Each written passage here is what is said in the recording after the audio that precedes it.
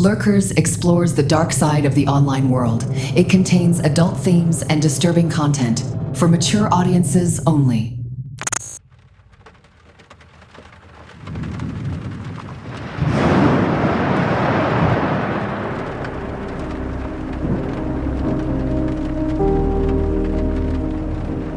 The night falls around a narrow road in rural Arkansas. Rain sweeps through the trees, steady and cold. A small house glows at the edge of the woods, an island of light in all that black.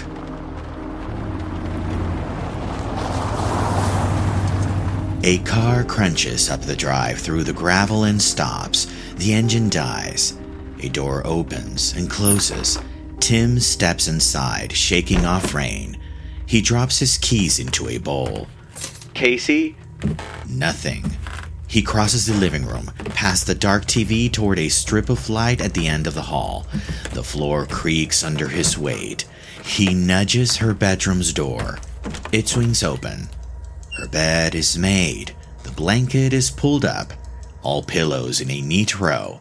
He listens, just the tick of the clock, then walks back toward the living room. There, the family computer glows in the corner. On the screen, a chat window sits open, with messages still waiting for a response. Close by, her shoes are still where she kicked them off. Her coat hangs on its hook. Outside, it's just above freezing. Why would she leave without them? Their little dog hobbles across the room, nails clicking on the floor, but favoring one leg. Tim bends to scoop him up and sees his sister's glasses on the carpet near the chair. The frame bent, one lens a few inches away, catching the monitor's light. The quiet in the house suddenly feels wrong. He quickly goes through his phone and dials. "Dad, she's not here. Her stuff is here, but she's not. You need to come home right now." A few minutes later, headlights sweep across the front of the house. A patrol car door slams, heavy steps on the porch. Casey's father, Rick Woody, comes in wearing his uniform, rain still on his jacket.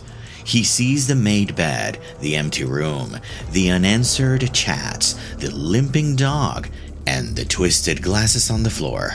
He stares for a beat. His heart rate races. His jaw clenches.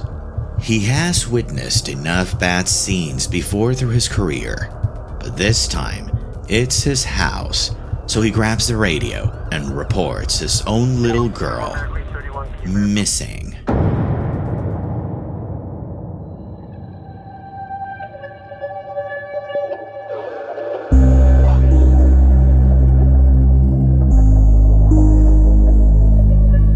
In a world where connection is effortless, every click feels safe. But online, trust can be deceiving. This is Lurkers, true stories of trust, desire, and how technology, if unchecked, can turn it all against us.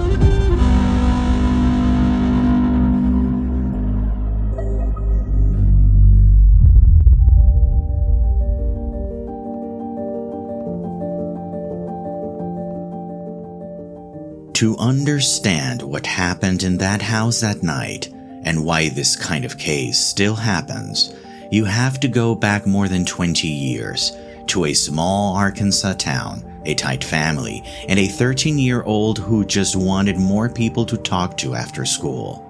It's late 2002. Dial-up internet, instant messaging feels new. The family computer lives in the living room. To a lot of parents, even cops, it still seems harmless. According to national coverage in outlets like the Los Angeles Times, Casey's story would later be held up as an early example of what can happen when someone uses an online chat room to get close to a child.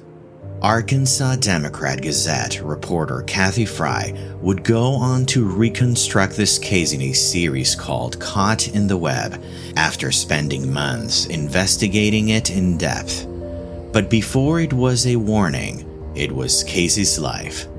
If by the end of this you find this story important, following lurkers, leaving a quick review, and sharing the show with someone you care about really does help these stories travel and helps more people see what can really hide behind a screen. It sounds small, but it makes a huge difference for a show like this. Now, off we go.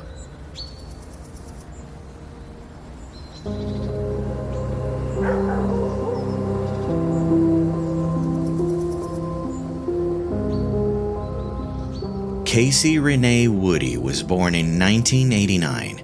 She grew up around Holland and Greenbrier.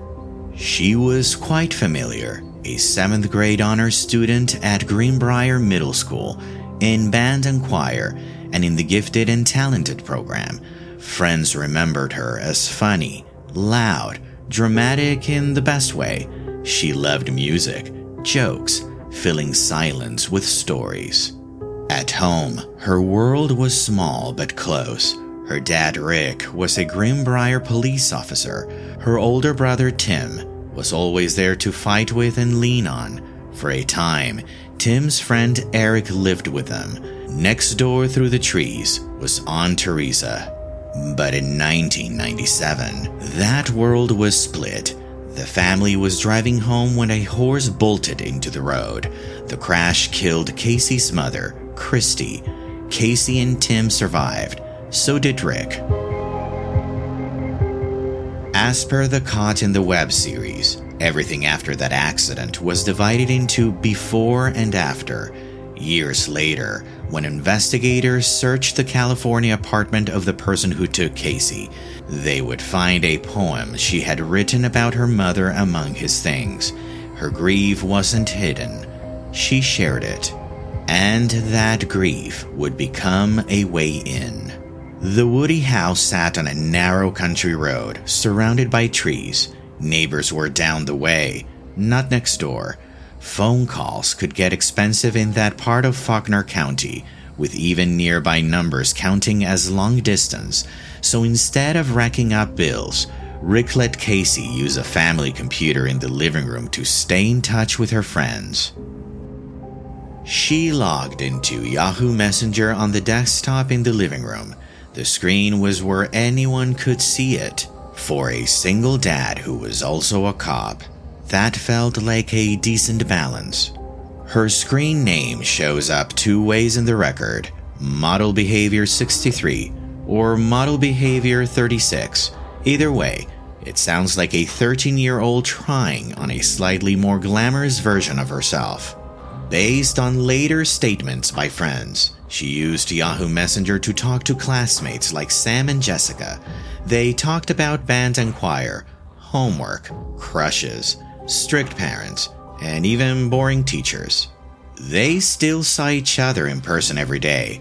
The computer was just a way to let the school day keep going while being home. But as many of us know, Yahoo Messenger didn't just have private chats. It had open chat rooms, public spaces where anyone could drop in, where a name on your screen could be 17 and from San Diego, and that was all you had to say. And that's where sadly the line between friends and strangers blurred.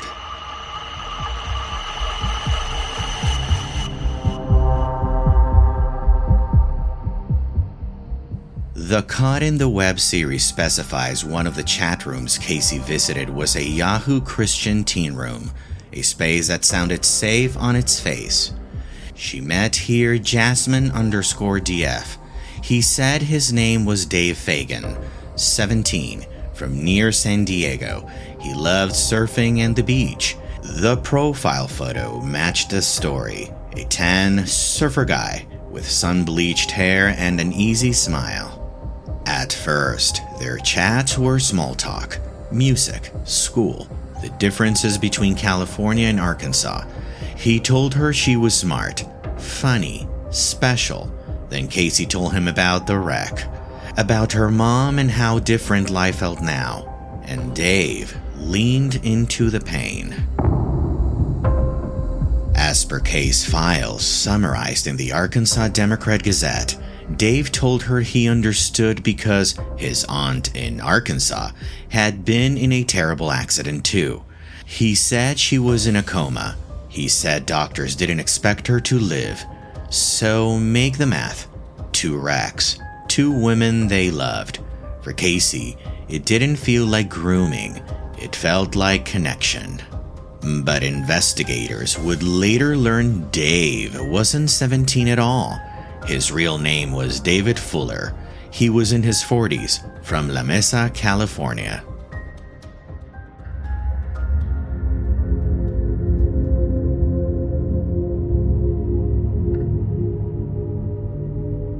Around this time, Casey met also someone closer to her age. His username was Taz2999. His real name was Scott. Scott was a 14-year-old outside Atlanta. They met in the same chat rooms and started messaging privately. School, music, normal teenage stuff. Soon they were calling each other boyfriend and girlfriend. Now Casey had 2 important boys in her online world. Scott, a real 14-year-old in Georgia, and Dave, the 17-year-old surfer in California, always there to talk. And this is why it's important to tell this. As Casey's bond with Scott grew, Dave changed. He got more protective, more jealous, less like a friendly mentor, more like someone who didn't want to share her attention. Her friend from school, Sam, noticed something else. Casey wasn't just talking to classmates. She was giving out her phone number, even bits of her address, to boys she had never met. Sam later told Fry she was afraid one of them was really an older man, so she did something most middle schoolers wouldn't. She went to a school counselor. The counselor called Casey and warned her, "Don't give out your address, don't tell people where you go to school, and don't meet strangers online." Casey said she understood, but she insisted they were her friends. They wouldn't hurt her. Not long after, there was a sleepover that Jessica would never forget. Casey and Jessica stayed up late, bouncing between the phone and the computer. At some point, Casey paced with her cordless phone, talking quietly to Dave. Jessica heard noises, floorboards creaking like someone was moving where no one should be. They were scared enough to push a dresser against the bedroom door before going to sleep. Only later, after everyone knew who Dave was and what he had done, did Jessica wonder if Fuller had already been outside that night, already watching. Meanwhile, Fuller's life in California was getting more calculated. National reporting on the case revealed he lived alone in La Mesa, California, worked at an auto shop, and spent long hours in teen chat rooms. When investigators eventually searched his apartment, they found logs of conversations with multiple girls, not just Casey.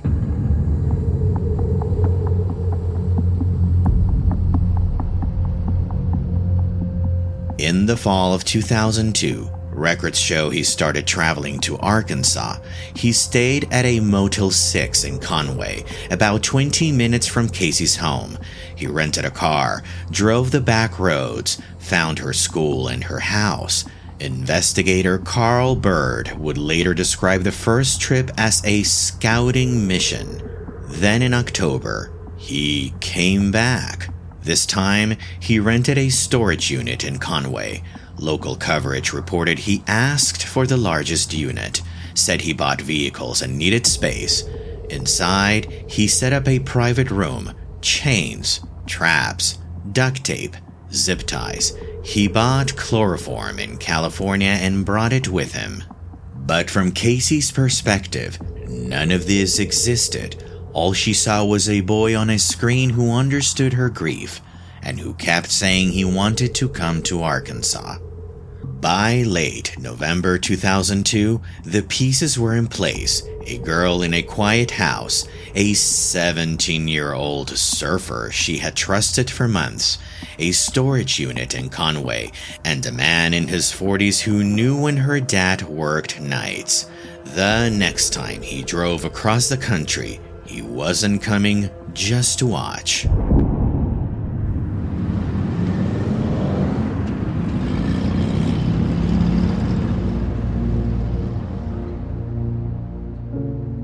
The Arkansas Democrat-Gazette installment Entryway to Danger describes that David Fuller's last trip to Arkansas was by car.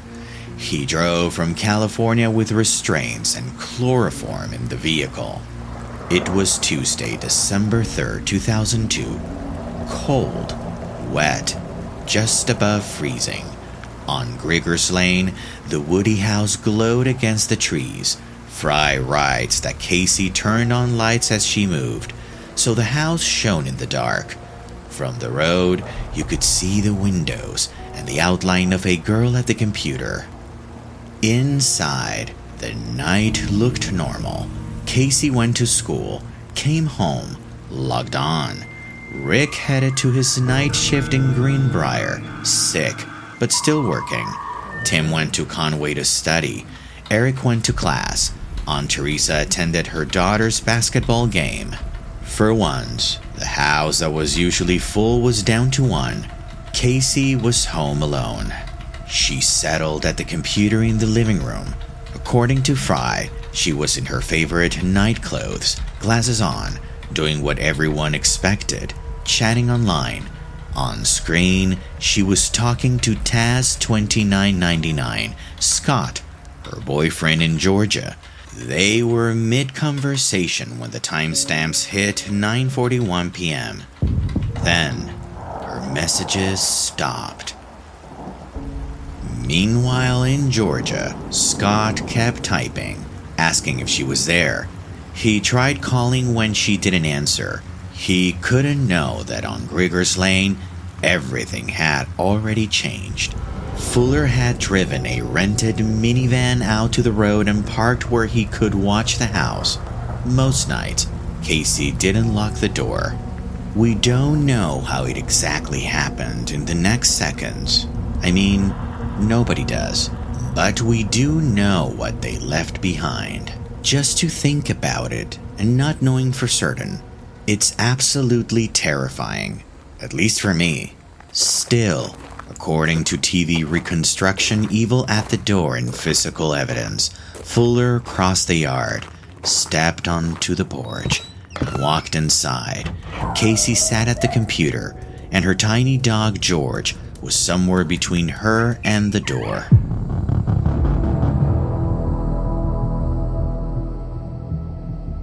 Later, State Police investigator Carl Bird would see Casey's bent glasses, one lens kicked under the chair, her coat still hanging, her shoes by the computer, George limping, and nothing else missing except Casey and the night clothes she had been wearing. Later, a few miles away, facility records showed Fuller used his access code at the GuardSmart storage facility in Conway at 10:15 p.m. Within about half an hour of her last message to Scott, Casey had been taken from her living room, driven through the rain, and hidden inside a storage unit in a silver Dodge Caravan. Back on Grigors Lane, the night kept moving.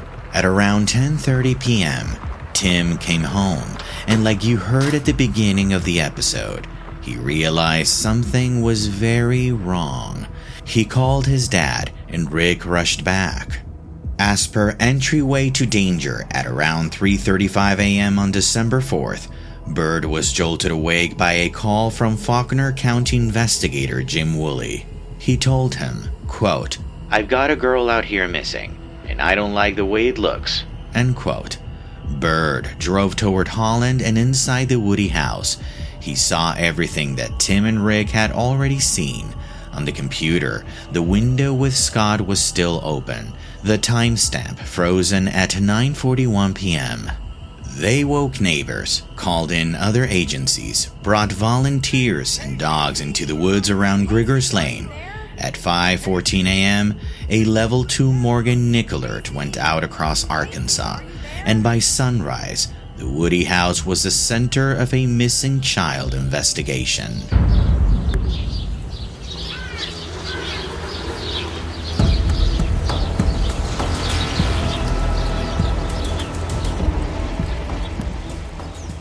When daylight came on December 4th, Arkansas State Police, Faulkner County deputies, local officers, and even volunteers were already working the case. Inside the house, investigators looked for anything that could explain why a 13-year-old had vanished. They seized the family computer, and Casey's online life was now evidence. State Police investigator Carl Bird, Faulkner County Sheriff's investigator Jim Woolley, and FBI Special Agent Jerry Spurgers combed through Casey's chat logs, saved messages, and the notes in her room. Two names kept showing up: Scott and Dave. At Greenbrier Middle School, they interviewed students and staff. Casey's friends, Sam and Jessica, told them about Scott, Taz 2999, the Georgia boyfriend, and the California surfer guy called Dave, the username Jazzman_DF. So the FBI followed the digital trail from the Woody computer to a house in Alpharetta, Georgia. Agents knocked. Scott's mom answered. She had never heard of Casey. Inside, they found a 14-year-old at his computer, blindsided by the news. He showed them his chats and talked about the calls he had made when she stopped responding. His age, location, and timeline checked out, so Scott went from possible suspect to another kid who had just lost someone through his screen. And with Scott ruled out, all eyes turned to Dave.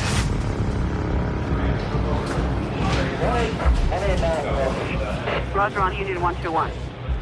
Back in Arkansas, investigators kept tugging on the thread. According to Entryway to Danger, friends said Dave told Casey he was driving from California to Arkansas because his aunt there was dying. So officers started looking for California plates. At a Motel 6 in Conway, they found a 1993 Buick Regal with California tags. Staff said a man named David Fuller from La Mesa had checked in on December 2nd. He had booked a week, asked for no maid service, and was upset there was no internet.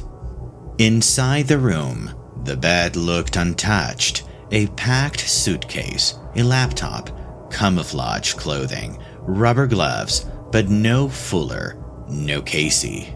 So detectives then decided they needed to check with Enterprise Rent-A-Car in Conway.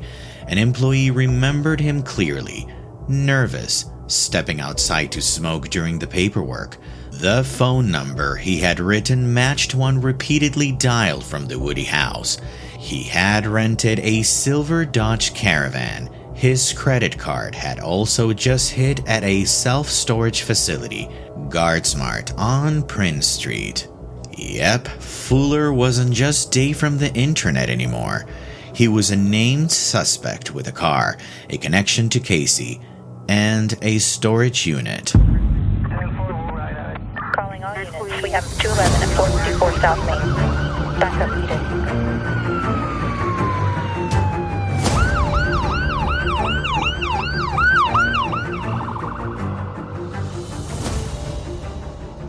News reports from the Associated Press say that state police and Conway officers followed rental and phone records from the motel and the Enterprise lot to the unit he rented at GuardSmart. He had asked for the largest space, and records showed his access code used again around 10:15 p.m., the night Casey disappeared.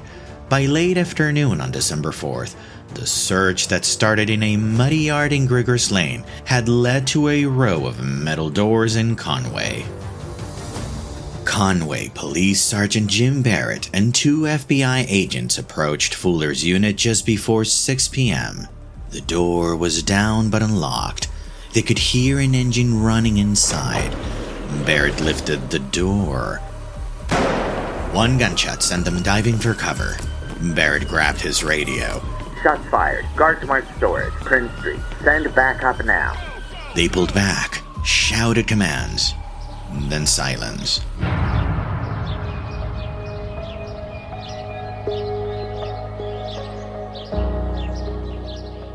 Entryway to Danger describes how SWAT was called in, and officers from multiple agencies converged on the scene as evening fell. It was 8:30 p.m. when SWAT made entry. Inside, a silver Dodge Caravan was still running. The back seats had been removed, and as detailed in the Los Angeles Times, David Fuller lay on the concrete behind the van, dead from a self-inflicted gunshot wound, and still holding his 9mm pistol. In the back of the minivan, they found Casey lying on the floor, restrained, with a half-empty bottle of chloroform and a rag nearby. Medical evidence later suggested that Fuller had used chloroform to keep her subdued, sexually assaulted her, and then shot her before the raid. Sadly, there was no rescue, only recovery. The morgue in Nickel Alert was cancelled, and search parties stood down.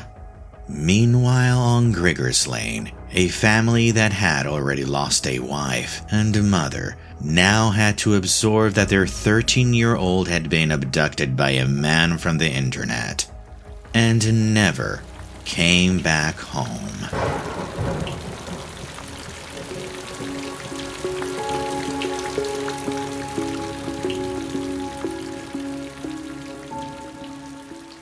The next morning, on December 5th, Arkansas woke up to the headlines. The missing girl from Holland, Casey Woody, and a California man she met online found dead in a Conway storage unit. At Greenbrier Middle School, Casey's friends Sam and Jessica, who had been hoping, were distraught to learn the devastating truth. Hundreds of people filled Greenbrier First Assembly of God for Casey's funeral. Classmates, teachers, neighbors, and officers who had searched for her. The case was closed quickly. The man behind Jasmine_DF was dead, and the evidence from his motel room, apartment, car, and storage unit left little doubt. But for investigators like Carl Bird and Jim Woolley, and for Rick and Tim Woody, solved didn't feel like justice. It just meant they knew how bad it had been. And one detail stuck. The poem in Fuller's apartment, Casey's words about her mother, carried across state lines by the man who weaponized her grief.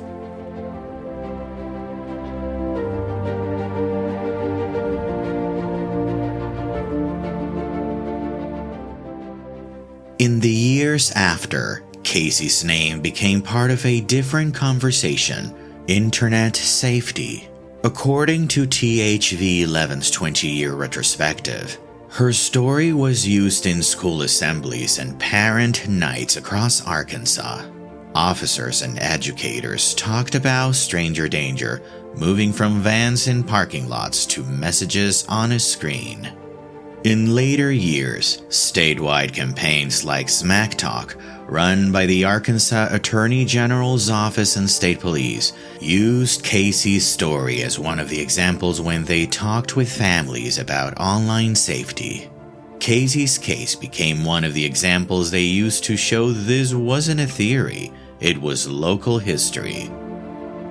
In interviews with THV11 and KATV, Tim Woody, Casey's brother, appears grown up and in uniform. He is now a police officer himself, and he talks about the night he came home to the quiet house, the empty room, and the glasses on the floor. He tells parents that his family was close, that Casey wasn't reckless or unloved. She was a smart kid in a safe-feeling town, groomed by someone who knew exactly how to talk to her. He says if this can happen in their family, it can happen anywhere.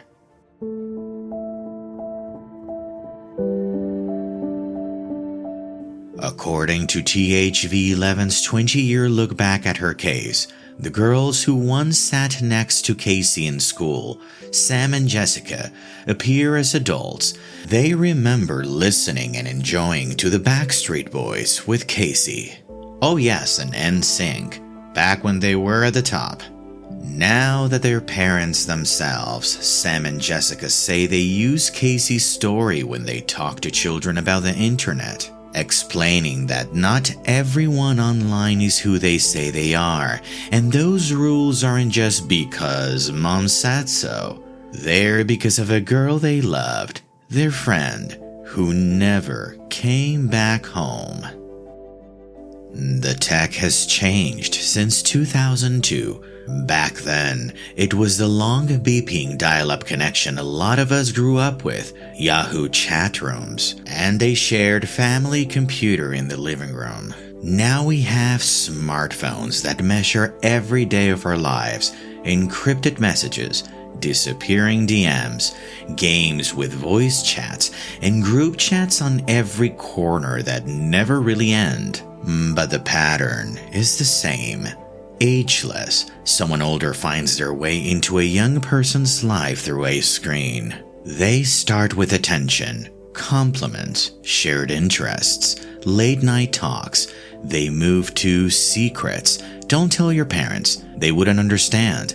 They look for pain, grief, bullying, loneliness, and build a bridge on it. They test and push boundaries until something that should feel wrong starts to feel normal. This is called grooming. Casey's story is one of the early cases that showed parents and police what that pattern looks like online.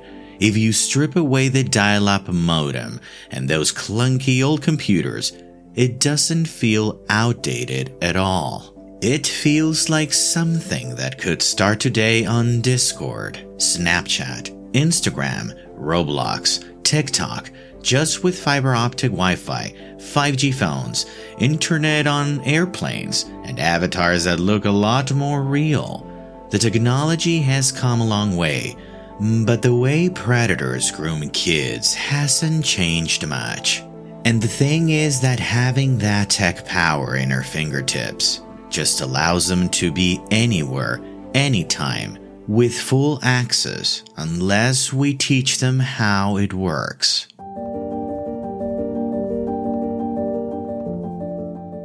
So if you're a parent, older sibling, aunt, uncle, this doesn't mean you have to take the internet away, but you can treat a device like just a phone, or just a game, or like just a way to keep them entertained while you do your thing. Ask kids who they're talking to and how they met. Ask if anyone has ever asked for pictures, secrets, or to move to a more private app. Make it normal, not shameful, for them to say, "This feels weird. Can you look at this with me?" And if you are a young adult listening, you don't have to be naive to be vulnerable. Casey wasn't stupid. She wasn't careless. She was grieving, lonely on a rural road, and excited that someone far away listened to her, remembered details, stayed up late talking when everyone else was asleep. That emotional doorway, the need to be seen and understood, is exactly what predators, lurkers, still look for. Most of the time, danger doesn't walk up and say, "I'm a predator." It shows up as a username that's been there for months, as the person who says, "You can tell me anything." That's why this story from more than 20 years ago still matters, because the technology changed, the psychology didn't. Remember Casey Renee Woody. Remember that grooming doesn't always look like a monster at the window. Sometimes it looks like a friend request or a chat that's been open so long that it feels like home. Stay aware, stay present, stay safe. This episode of Lurkers was written and story developed by me, Frank Battiston. Research by Christy Bowman. Production and sound design by Daniel Erdenivia. If this story shook you to your core, like it did us, share it with someone you love and tell them why. Your ratings and reviews help others discover these stories, and every share helps keep their voices alive. Follow Lurkers on Apple Podcasts and Spotify so you'll be here for the next one. Thank you for listening.